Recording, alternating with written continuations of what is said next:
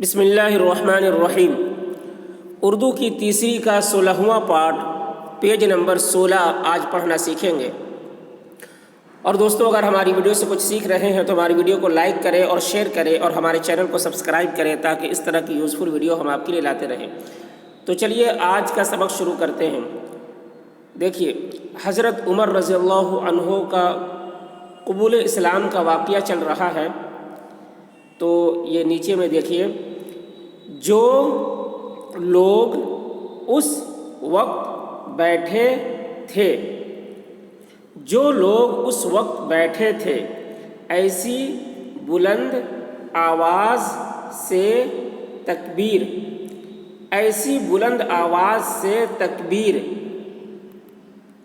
کہی کہ اس کا غلغلہ شہر والوں کے کانوں تک پہنچا۔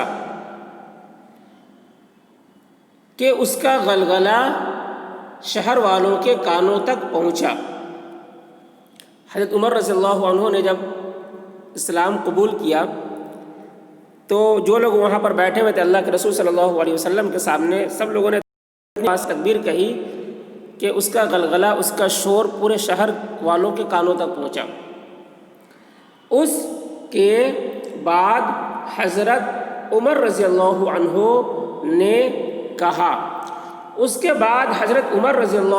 نے کہا یہ بات مناسب نہیں کہ مٹی اور پتھر کی ناچیز مورتوں کی پرستش تو کھلم کھلا ہو۔ یہ بات مناسب نہیں کہ مٹی اور پتھر کی ناچیز مورتوں کی پرستش تو کھلم کھلا ہو، اور دنیا کے پیدا کرنے والے پاک خدا کی بندگی چھپ کر کی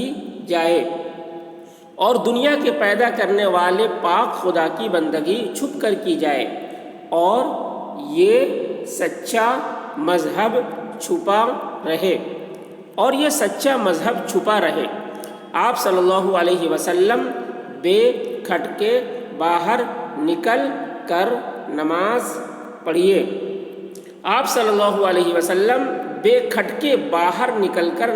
پڑھیے اور لوگوں کو ہدایت کیجیے۔ یہ سن کر رسول صلی اللہ علیہ وسلم اپنے اصحاب رضی اللہ عنہم اجمعین سمیت خانہ کعبہ کی طرف چلے۔ یہ سن کر رسول صلی اللہ علیہ وسلم اپنے اصحاب رضی اللہ عنہم اجمعین سمیت خانہ کعبہ کی طرف چلے، اور حضرت عمر رضی اللہ عنہ ننگی تلوار لیے آپ صلی اللہ علیہ وسلم کے آگے آگے ہو لیے، اور حضرت عمر رضی اللہ عنہ ننگی تلوار لیے آپ صلی اللہ علیہ وسلم کے آگے آگے ہو لیے۔ جب لوگوں نے حضرت عمر رضی اللہ عنہ کا یہ حال دیکھا تو پوچھا کہ یہ تیرے پیچھے کون ہے؟ جب لوگوں نے حضرت عمر رضی اللہ عنہ کا یہ حال دیکھا تو پوچھا کہ یہ تیرے پیچھے کون ہے؟ انہوں نے کلمہ پڑھا اور کہا حضرت محمد صلی اللہ علیہ وسلم ہے، حضرت محمد صلی اللہ علیہ وسلم ہے۔ جو کوئی تم میں سے اب گستاخی کرے گا تو یہ تلوار ہے اور اس کا خون۔ پھر حضرت صلی اللہ علیہ وسلم نے اصحاب سمیت دل جمعی سے کعبہ کا طواف کیا اور ظاہر ہو کر نماز پڑھی۔ پھر حضرت صلی اللہ علیہ وسلم نے اصحاب سمیت دل جمعی سے کعبہ کا طواف کیا اور ظاہر ہو کر نماز پڑھی۔ جب مکہ والوں نے دیکھا کہ نجاشی نے ان کی درخواست نامنظور کر دی جب مکہ والوں نے دیکھا کہ نجاشی نے ان کی درخواست نامنظور کر دی اور مسلمان وہاں جا کر آرام سے رہنے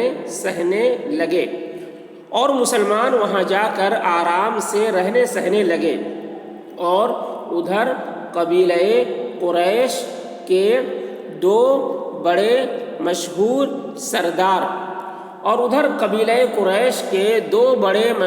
سردار حضرت حمزہ رضی اللہ عنہ اور حضرت عمر بن خطاب رضی اللہ عنہ بھی مسلمان ہو گئے۔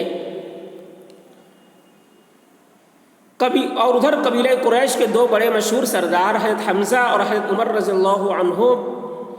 بن خطاب رضی اللہ عنہ بھی مسلمان ہو گئے، تو ان کے دشمنی اور غصے کی آگ بھڑک اٹھی اور انہوں نے حضور صلی اللہ علیہ وسلم کو شہید کر ڈالنے کی تجویز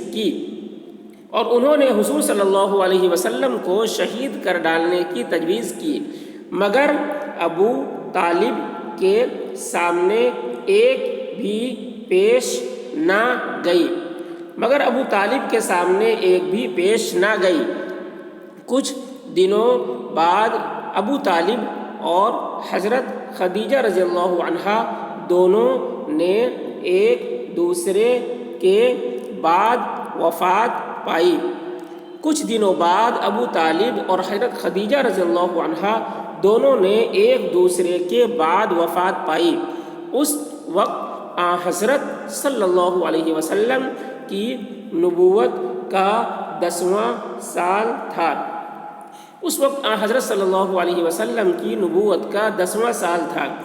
آپ صلی اللہ علیہ وسلم کو ان دونوں کی وفات سے غم پر غم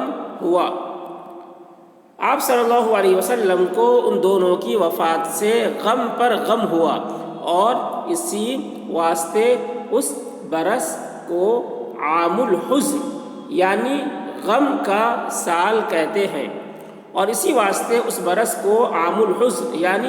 سال کہتے ہیں پھر سے ایک بار دیکھ لیجئے پورا سبق۔